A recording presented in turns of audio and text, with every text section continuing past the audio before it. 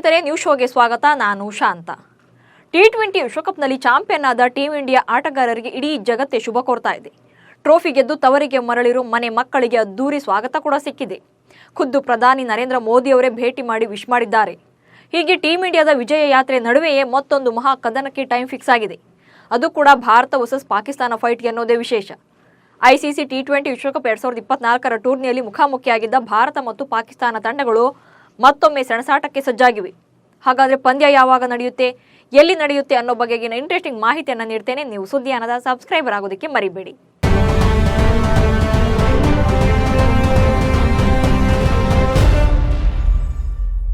ಭಾರತ ಮತ್ತು ಪಾಕಿಸ್ತಾನ ನಡುವೆ ಮ್ಯಾಚ್ ಇದೆ ಅಂದ್ರೆ ಅದರ ಲೆವೆಲ್ಲೇ ಬೇರೆ. ಐಸಿಸಿ ವಿಶ್ವಕಪ್ಗಳ ಯಾವುದೇ ಫೈನಲ್ ಪಂದ್ಯಗಳಲ್ಲೂ ಕೂಡ ಆ ಮಟ್ಟಿಗೆ ಬಿಸಿ ಇರೋದಿಲ್ಲ. ಬದ್ಧ ವೈರಿಗಳ ಕದನ ನೋಡೋಕಂತಲೇ ಇಡೀ ಕ್ರಿಕೆಟ್ ಜಗತ್ತೇ ಕಾದಿರುತ್ತೆ. ಉಭಯ ದೇಶಗಳ ಪಾಲಿಗೂ ಕೂಡ ಇದು ಪ್ರತಿಷ್ಠೆಯ ಹೋರಾಟ. ಫೈನಲ್ ವರೆಗೂ ಹೋಗ್ತೀವೋ ಇಲ್ವೋ ಅನ್ನೋದಕ್ಕಿಂತ ಒಬ್ಬರನ್ನೊಬ್ಬರು ಸೋಲಿಸಬೇಕು ಎಂಬ ಹಠದೊಂದಿಗೆ ಕಣಕ್ಕಿಳಿತಾರೆ. ಪಾಕಿಸ್ತಾನ ನಾವೇ ಗೆಲ್ಲೋದು ಅಂತ ಬಡಾಯಿ ಕೊಚ್ಚಿಕೊಂಡು ಮೈದಾನಕ್ಕೆ ಬಂದ್ರೆ ಭಾರತ ಗೆದ್ದು ತನ್ನ ತಾಕತ್ತನ್ನ ವಿನ್ನಿಂಗ್ ಮೂಲಕ ತೋರಿಸುತ್ತೆ. ಇತ್ತೀಚೆಗಷ್ಟೇ ಅಮೆರಿಕದಲ್ಲಿ ಎದುರು ಬದಲಾಗಿದ್ದ ಭಾರತ ಮತ್ತು ಪಾಕ್ ನಡುವಿನ ಕದನ ರಣರೋಚಕವಾಗಿತ್ತು. ಪಾಕಿಗಳು ಇನ್ನೇನು ಗೆದ್ದೇ ಬಿಟ್ವಿ ಅಂತ ಸಂಭ್ರಮಿಸೋ ಹೊತ್ತಲ್ಲಿ ಟೀಂ ಇಂಡಿಯಾ ಟೈಗರ್ಸ್ ಮುಟ್ಟಿ ನೋಡಿಕೊಳ್ಳುವಂತ ಶಾಕ್ ಕೊಟ್ಟಿದ್ರು. ಇದು ಪಾಕ್ ಪ್ಲೇಯರ್ಸ್ಗೆ ಹೊಸದೇನೂ ಅಲ್ಲ ಬಿಡಿ. ಭಾರತವನ್ನ ಸೋಲಿಸ್ತೇವೆ ಅಂತ ಬಿಲ್ಡಪ್ ಕೊಟ್ಕೊಂಡು ಬರೋ ಆಟಗಾರರು ಕೊನೆಗೆ ಹ್ಯಾಪ್ ಮಾರೆ ಹಾಕೊಂಡು ಹೊರ ಹೋಗ್ತಾರೆ. ಇದೀಗ ಇಂಡಿಯಾ ಪಾಕ್ ನಡುವಿನ ಮತ್ತೊಂದು ಕದನಕ್ಕೆ ಮುಹೂರ್ತ ಫಿಕ್ಸ್ ಆಗಿದೆ. ಅದು ಕೂಡ ಪಾಕಿಸ್ತಾನದಲ್ಲೇ ಪಂದ್ಯ ನಡೆಯಲಿದೆ ಅನ್ನೋದೇ ಶಾಕಿಂಗ್ ವಿಚಾರ. 2025ರಲ್ಲಿ ಐಸಿಸಿ ಚಾಂಪಿಯನ್ ಟ್ರೋಫಿ ನಡೆಯಲಿದ್ದು ಇಂಡೋ ಪಾಕ್ ತಂಡಗಳು ಮತ್ತೆ ಕಾದಾಟಕ್ಕೆ ಸಜ್ಜಾಗಿವೆ. ಈ ಟೂರ್ನಿಗೆ ಪಾಕಿಸ್ತಾನವೇ ಆತಿಥ್ಯ ವಹಿಸ್ತಾ ಇರೋದು ಮತ್ತೊಂದು ವಿಶೇಷ. ಸದ್ಯ ಅಂತಾರಾಷ್ಟ್ರೀಯ ಟಿ20 ಕ್ರಿಕೆಟ್ಗೆ ವಿದಾಯ ಹೇಳಿರುವ ರೋಹಿತ್ ಮತ್ತು ಕೊಹ್ಲಿ ಏಕದಿನ ಮತ್ತು ಟೆಸ್ಟ್ ಕ್ರಿಕೆಟ್ನಲ್ಲಿ ಮುಂದುವರಿಯಲಿದ್ದಾರೆ. ಏಕದಿನ ಕ್ರಿಕೆಟ್ ಮಾದರಿಯ ಐಸಿಸಿ ಚಾಂಪಿಯನ್ಸ್ ಟ್ರೋಫಿಯಲ್ಲಿ ರೋಕೋ ಬ್ಯಾಟಿಂಗ್ ಐಕಾನ್ಗಳಾಗಿ ಮುನ್ನಡೆಸಲಿದ್ದಾರೆ. ಚಾಂಪಿಯನ್ಸ್ ಟ್ರೋಫಿ 2025ರ ಕರಡು ವೇಳಾಪಟ್ಟಿಯನ್ನ ಪಾಕಿಸ್ತಾನ ಕ್ರಿಕೆಟ್ ಬೋರ್ಡ್ ಐಸಿಸಿಗೆ ಸಲ್ಲಿಕೆ ಮಾಡಿದೆ. ಈ ವೇಳಾಪಟ್ಟಿಯಂತೆ ಫೆಬ್ರವರಿ 19ರಿಂದ ಟೂರ್ನಿ ಶುರುವಾಗಲಿದ್ದು ಫೈನಲ್ ಪಂದ್ಯ ಮಾರ್ಚ್ 9ರಂದು ನಡೆಯಲಿದೆ. ಇನ್ನು ಮಾರ್ಚ್ 1ರಂದು ನಡೆಯಲಿರುವ ಹೈ ವೋಲ್ಟೇಜ್ ಪಂದ್ಯದಲ್ಲಿ ಭಾರತ ಮತ್ತು ಪಾಕಿಸ್ತಾನ ತಂಡಗಳು ಮುಖಾಮುಖಿಯಾಗಲಿವೆ. ಅಲ್ಲದೆ ಈ ಪಂದ್ಯಕ್ಕೆ ಲಾಹೋರ್ನ ಗಡ್ಡಾಫಿ ಸ್ಟೇಡಿಯಂ ಆತಿಥ್ಯವನ್ನು ವಹಿಸಲಿದೆ. ಆದರೆ ಈ ಟೈಮ್ ಟೇಬಲ್ನಂತೆಯೇ ಮ್ಯಾಚ್ ನಡೀಬೇಕು ಅಂದರೆ ಭಾರತೀಯ ಕ್ರಿಕೆಟ್ ಮಂಡಳಿ ಓಕೆ ಹೇಳಬೇಕು. ಯಾಕಂದರೆ ಮುಂಬರುವ ಚಾಂಪಿಯನ್ಸ್ ಟ್ರೋಫಿಯ ಆಯೋಜನೆಯ ಹಕ್ಕನ್ನು ಪಾಕಿಸ್ತಾನ ಕ್ರಿಕೆಟ್ ಮಂಡಳಿ ಹೊಂದಿದೆ. ಅದರಂತೆ ಟೂರ್ನಿಯು ಪಾಕಿಸ್ತಾನದಲ್ಲೇ ನಡೆಯುತ್ತೆ. ಆದರೆ ಪಾಕ್ನಲ್ಲಿ ಚಾಂಪಿಯನ್ಸ್ ಟ್ರೋಫಿ ನಡೆದರೆ ಭಾರತ ತಂಡ ಭಾಗವಹಿಸುವ ಸಾಧ್ಯತೆ ತೀರಾ ಕಡಿಮೆ ಇದೆ. ಹೀಗಾಗಿ ಟೂರ್ನಿ ಪಾಕಿಸ್ತಾನದಲ್ಲಿ ನಡೆಯುತ್ತಾ ಅನ್ನೋದೇ ಇನ್ನೂ ಕೂಡ ಅನುಮಾನ. ಹೀಗಿದ್ರೂ ಕೂಡ ಪಾಕಿಸ್ತಾನ ಕ್ರಿಕೆಟ್ ಮಂಡಳಿ ಚಾಂಪಿಯನ್ಸ್ ಟ್ರೋಫಿಗಾಗಿ ಸಿದ್ಧತೆಗಳನ್ನು ಶುರು ಮಾಡಿದೆ. ಅದರ ಮೊದಲ ಹೆಜ್ಜೆ ಎಂಬಂತೆ ಇದೀಗ ತಾತ್ಕಾಲಿಕ ವೇಳಾಪಟ್ಟಿಯನ್ನು ಕೂಡ ಸಿದ್ಧಪಡಿಸಿದೆ. ಈ ವೇಳಾಪಟ್ಟಿಯಂತೆ ಮಾರ್ಚ್ 1ರಂದು ಭಾರತ ಮತ್ತು ಪಾಕಿಸ್ತಾನ ತಂಡಗಳು ಲಾಹೋರ್ನಲ್ಲಿ ಮುಖಾಮುಖಿಯಾಗಲಿವೆ. ಚಾಂಪಿಯನ್ಸ್ ಟ್ರೋಫಿ ಕರಡು ಪ್ರಕಾರ ಭಾರತ ತಂಡವು ಪಾಕಿಸ್ತಾನ, ಬಾಂಗ್ಲಾದೇಶ ಮತ್ತು ನ್ಯೂಜಿಲೆಂಡ್ನೊಂದಿಗೆ A ಗುಂಪಿನಲ್ಲಿದೆ. Australia, Dakshina Africa, England ಮತ್ತು ಅಫ್ಘಾನಿಸ್ತಾನ ಚಾಂಪಿಯನ್ಸ್ ಟ್ರೋಫಿಯ ಬಿ ಗುಂಪಿನಲ್ಲಿವೆ. ಕರಡು ವೇಳಾಪಟ್ಟಿಯಲ್ಲಿ ಪಾಕಿಸ್ತಾನ ಕ್ರಿಕೆಟ್ ಬೋರ್ಡ್ 3 ಸ್ಟೇಡಿಯಂಗಳನ್ನು ಉಲ್ಲೇಖ ಮಾಡಿದೆ. ಅದರಂತೆ ಲಾಹೋರ್, ಕರಾಚಿ ಹಾಗೆ ರಾವಲ್ಪಿಂಡಿಯಲ್ಲಿ ಚಾಂಪಿಯನ್ಸ್ ಟ್ರೋಫಿ ಪಂದ್ಯಾವಳಿಗಳು ನಡೆಯಲಿವೆ. ವಿಶೇಷ ಅಂದರೆ ಭಾರತ ತಂಡದ ಎಲ್ಲಾ ಪಂದ್ಯಗಳು ಕೂಡ ಲಾಹೋರ್ನ ಗಡ್ಡಾಫಿ ಸ್ಟೇಡಿಯಂನಲ್ಲಿ ಆಯೋಜನೆ ಮಾಡಲಾಗುತ್ತೆ.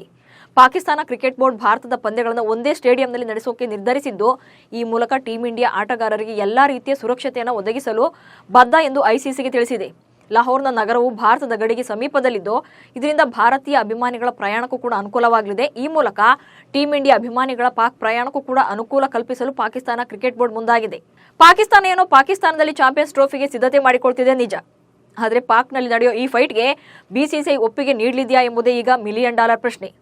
ನವೆಂಬರ್ 2008ರ ಮುಂಬೈ ಭಯೋತ್ಪಾದಕ ದಾಳಿಯಲ್ಲಿ 150ಕ್ಕೂ ಹೆಚ್ಚು ಜನ ಸಾವನ್ನಪ್ಪಿದ್ರು. ನಂತರ ಭಾರತ ಪಾಕಿಸ್ತಾನದೊಂದಿಗೆ ದ್ವಿಪಕ್ಷೀಯ ಕ್ರಿಕೆಟ್ ಆಡಿಲ್ಲ. 2008ರಲ್ಲಿ ಏಷ್ಯಾ ಕಪ್ ಸಮಯದಲ್ಲಿ ಭಾರತೀಯ ಕ್ರಿಕೆಟ್ ತಂಡ ಕೊನೆಯ ಬಾರಿಗೆ ಪಾಕಿಸ್ತಾನಕ್ಕೆ ಪ್ರಯಾಣ ಮಾಡಿತ್ತು. ಈ ಹಿಂದೆ ಪಾಕ್ನಲ್ಲಿ ನಡೆದ ಏಷ್ಯಾ ಕಪ್ನಲ್ಲಿ ಭಾಗವಹಿಸಲು ಭಾರತ ಹಿಂದೇಟು ಹಾಕಿತ್ತು. ಹೀಗಾಗಿ ಟೀಂ ಇಂಡಿಯಾದ ಪಂದ್ಯಗಳನ್ನು ಶ್ರೀಲಂಕಾದಲ್ಲಿ ಆಯೋಜಿಸಲಾಗಿತ್ತು. ಹೀಗಾಗಿ ಈ ಸಲ ಕೂಡ ಟೂರ್ನಿ ಪಾಕಿಸ್ತಾನದಲ್ಲಿ ನಡೆದರೂ ಭಾರತ ತಂಡದ ಪಂದ್ಯಗಳು ಶ್ರೀಲಂಕಾ ಅಥವಾ ಯುಎಇನಲ್ಲಿ ಆಯೋಜಿಸಲು ಮನವಿ ಸಲ್ಲಿಸುವ ಸಾಧ್ಯತೆಗಳಿವೆ. ಸದ್ಯ ಕರಡು ವೇಳಾಪಟ್ಟಿ ಐಸಿಸಿಯ ಅಂಗಳದಲ್ಲಿದ್ದು ಈ ವೇಳಾಪಟ್ಟಿ ಅನುಮೋದನೆಗಾಗಿ ಬಿಸಿಸಿಐಗೆ ಕಳುಹಿಸಿಕೊಡಲಿದೆ. ಇದಾದ ಬಳಿಕ ಬಿಸಿಸಿಐ ತನ್ನ ನಿರ್ಧಾರವನ್ನು ಪ್ರಕಟ ಮಾಡಲಿದೆ. ಭದ್ರತಾ ಕಾರಣಗಳಿಂದಾಗಿ ಭಾರತವು ಭಾಗವಹಿಸದೇ ಇದ್ರೆ ಆಗ ಏಷ್ಯಾ ಕಪ್ನಂತೆ ಹೈಬ್ರಿಡ್ ಮಾದರಿಯ ಮೊರೆ ಹೋಗಬೇಕಿದೆ.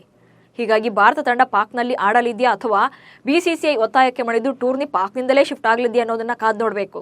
ಟೀಂ ಇಂಡಿಯಾದ ಸೀನಿಯರ್ಸ್ ಟೀಮ್ ಟಿ20 ವಿಶ್ವಕಪ್ನಲ್ಲಿ ಜಯಬೇರಿ ಬಾರಿಸಿದೆ. ಮತ್ತೊಂದು ಕಡೆ ಯಂಗ್ ಪ್ಲೇಯರ್ಸ್ ಜಿಂಬಾಬ್ವೆ ವಿರುದ್ಧದ ಸರಣಿಗಾಗಿ ವಿದೇಶಕ್ಕೆ ಹಾರಿದ್ದಾರೆ.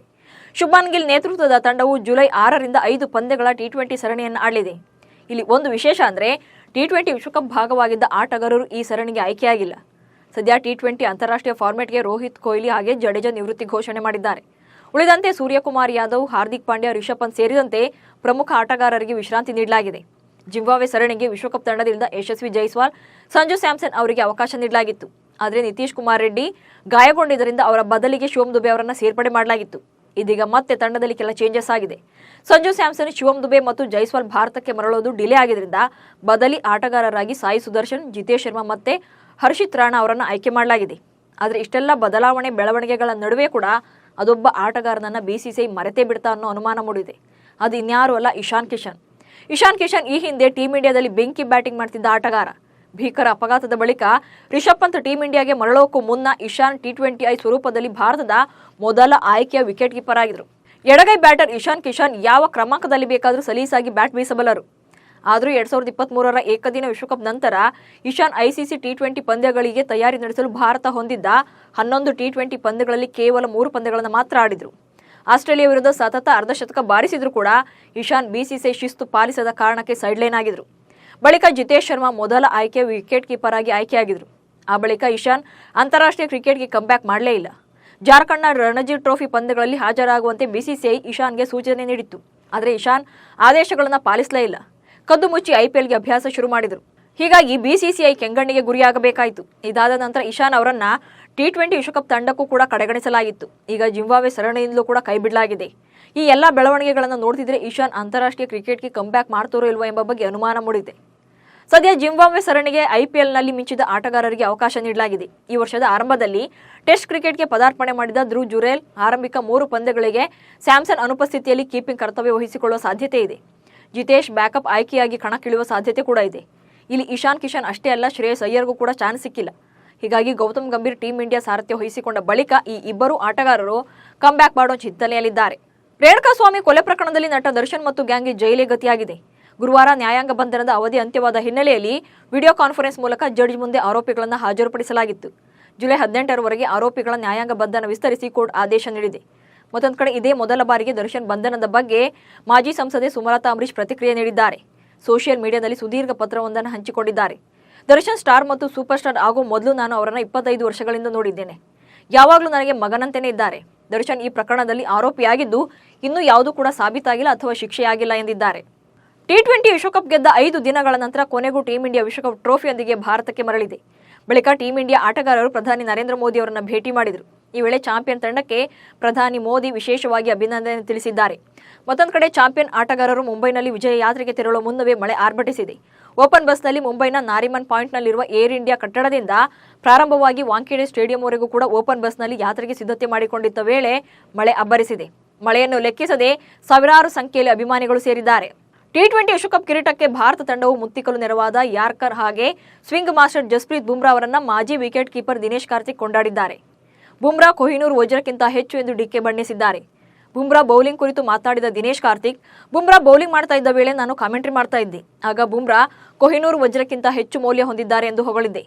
ಪ್ರಸ್ತುತ ಅಂತಾರಾಷ್ಟ್ರೀಯ ಕ್ರಿಕೆಟ್ನ 3 ಸ್ವರೂಪಗಳಲ್ಲೂ ಕೂಡ ಸಾರ್ವಕಾಲಿಕ ಶ್ರೇಷ್ಠ ಬೌಲರ್ ಅವರಾಗಿದ್ದಾರೆ. ತಂಡವು ಒತ್ತಡಕ್ಕೆ ಸಿಲುಕಿದ ಸಮಯದಲ್ಲೆಲ್ಲ ಬುಮ್ರಾ ರಕ್ಷಣೆ ಮಾಡಿದ್ದಾರೆ.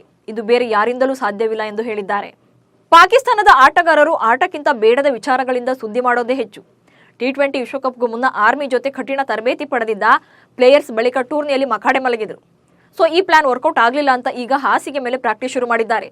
ಇತ್ತೀಚೆಗೆ ಫೀಲ್ಡಿಂಗ್ ಅಭ್ಯಾಸಕ್ಕೆ ಅನುಸರಿಸಿದ ಸ್ಟೈಲ್ ಆಶ್ಚರ್ಯದ ಜೊತೆ ನಗೆಪಾಟಲಿಗೀಡು ಮಾಡಿದೆ. ಟಿ20 ವಿಶ್ವಕಪ್ ಬಳಿಕ ವಿಶ್ರಾಂತಿ ಮೂಡ್ನಲ್ಲಿದ್ದ ಪ್ಲೇಯರ್ಸ್ ಈಗ ಮತ್ತೆ ಪ್ರಾಕ್ಟೀಸ್ ಆರಂಭಿಸಿದ್ದಾರೆ. ಆದರೆ ಕ್ಯಾಚ್ ಅಭ್ಯಾಸವೇ ಫನ್ನಿಯಾಗಿದೆ. ಪಾಕ್ನ ಆರಂಭಿಕ ಆಟಗಾರ ಇಮಾಮ್ ಉಲ್ ಹಕ್ ಮತ್ತು ಇತರ 3 ಆಟಗಾರರು ಮೈದಾನದಲ್ಲಿ ಬೆಡ್ಗಳನ್ನು ಹಾಕಿಕೊಂಡು ಪ್ರಾಕ್ಟೀಸ್ ಮಾಡಿದ್ದಾರೆ. ಮ್ಯಾಟ್ಗಳ ಮೇಲೆ ಡೈವಿಂಗ್ ಮಾಡುವ ಮೂಲಕ ಕ್ಯಾಚ್ ಹಿಡಿತಿದ್ದಾರೆ. ಪಾಕ್ ಆಟಗಾರರ ಈ ಹುಚ್ಚಾಟ ನೋಡಿ ನೀವಂತೂ ಬದಲಾಗಲ್ಲ ಅಂತ ಅಭಿಮಾನಿಗಳು ಕಮೆಂಟ್ ಮಾಡ್ತಿದ್ದಾರೆ. ಇವಿಷ್ಟು ಇವತ್ತಿನ ನ್ಯೂಸ್ ಶೋ ಸುದ್ದಿಗಳು. ನಮಸ್ಕಾರ.